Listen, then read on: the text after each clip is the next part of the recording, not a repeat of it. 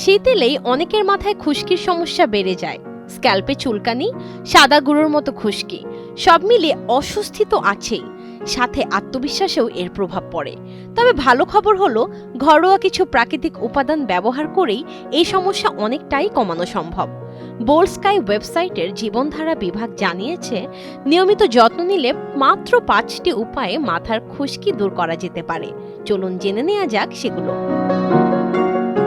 প্রথম উপায়, aloe vera. 5 table চামচ অ্যালোভেরার রস মাথার তালুতে লাগিয়ে হালকাভাবে ম্যাসাজ করুন। 30 মিনিট অপেক্ষা করুন, এরপর শুধু পানি দিয়ে বা শ্যাম্পু করে মাথা ধুয়ে ফেলুন। দ্বিতীয় উপায়, বেকিং সোডা।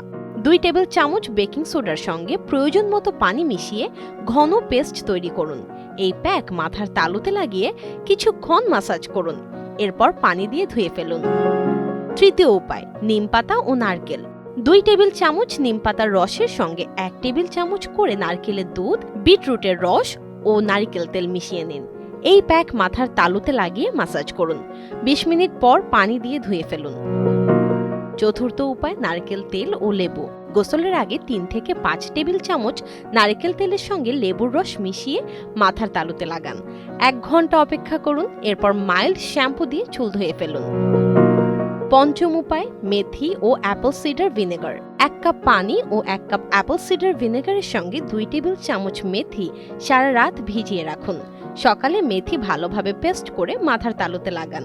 30 মিনিট পর পানি দিয়ে ধুয়ে ফেলুন। বিশেষজ্ঞদের মতে এই ঘরোয়া পদ্ধতিগুলো নিয়মিত অনুসরণ করলে খুশকির সমস্যা অনেকটাই নিয়ন্ত্রণে আনা সম্ভব। তবে সমস্যাগুলো বেশি হলে অবশ্যই চিকিৎসকের পরামর্শ নেওয়ার কথা বলেছেন তারা।